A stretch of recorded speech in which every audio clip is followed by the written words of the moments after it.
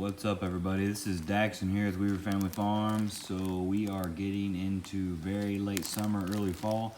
I just got some bare root trees delivered from me. I bought online. They come in a package like this. Is why I'm holding this, because they ship bare root, and there's a bunch of little, I'm not really sure what they call those, little plastic filling deals. And some people use paper towels. When I've mailed some out, I used moist paper towels wrapping, and then make sure the bottom of the trees are sealed well. But anyway, we got some weeping willow here, English oak, northern red oak,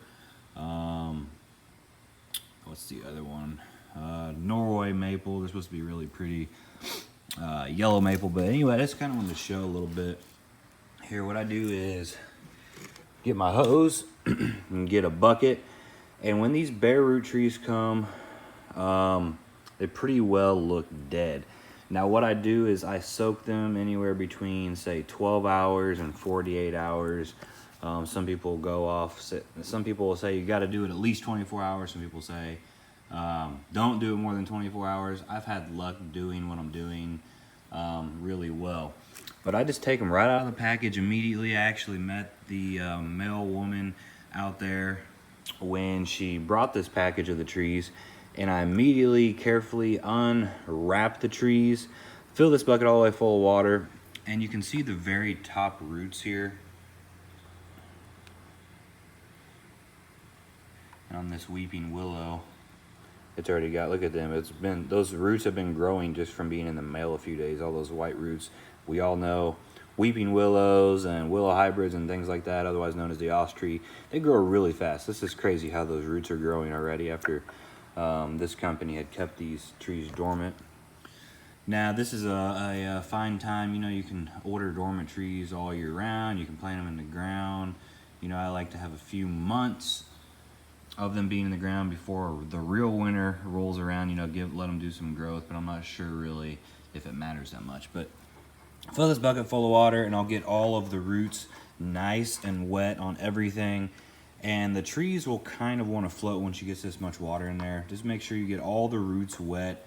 You don't want any of the roots drying out. You know, if you give the roots even, say, 30 minutes to an hour to dry out, those roots are going to start dying back. So you got to be really careful. But I'm going to soak these at least till later this evening, maybe till tomorrow. I'm not sure. But what will happen, and you might be able to see a few on here already if I can get my camera to focus.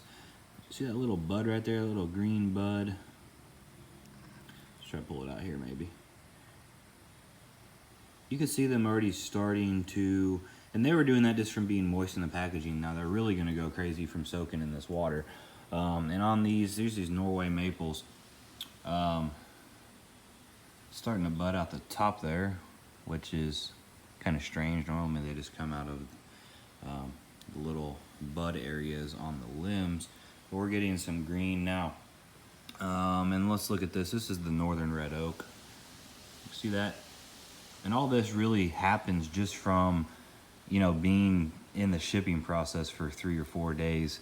It's cool how they're starting to come out of dormancy already.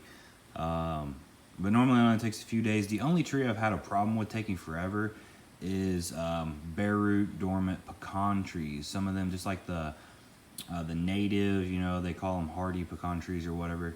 I've had some of them take almost 2 months before they actually start getting little leaves growing out. About all the other trees, it seems like a week or less, and they start coming out of dormancy. But yeah, I just soak them in here. Let's shoot for about 12 to 24 hours. If it's 2 days, it's not really that big of a deal. You just don't want to leave them in here forever because, you know, the trees can drown.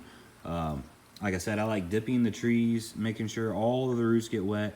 And then, you know, if you're going to leave them in here a little bit longer than 24 hours, what I would do is just leave it to where, see that some of the roots are up top, because they actually bring in oxygen through the roots. So that's why they say if you plant a tree too deep, you know, it can die or drown. If you plant it high, it won't die. There's kind of some type of saying like that. And it's, you know, the same thing we got to go with, you know, when we're soaking these bare root trees here. But that's what I'll do, and then I'll go and plant them very carefully, trying not to, you know, hurt the roots at all, getting them where I want. And then I'll usually take a stake. I use some of the short T-posts.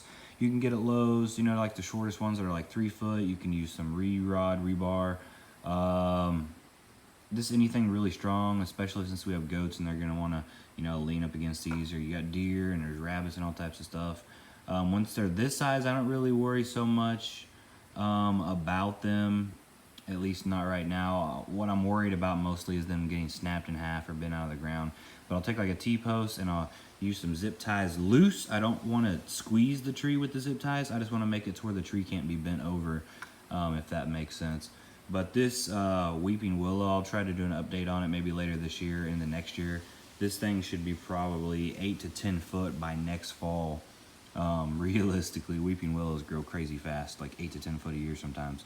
But yeah, that's basically it for this video. I don't want to keep rambling on. Just soak them 12 to 24 hours. If it's a little bit longer, not that big of a deal. Go get them in the ground and make sure, you know, you water them into the ground really good, and then slowly taper off on your watering. You know, water every day for a few days, and then every other day for you know, a few days, and then go to twice a week, and then once a week, and then, you know, by the time you're about a year out, typically, like, you know, here in Missouri, you know, we're not going to have a big problem. The rain will most likely take over for us after about a year out. But that's it for this video. This is what I do with dormant trees. Have really good luck with all of them. Thanks for watching. See you later. Bye-bye.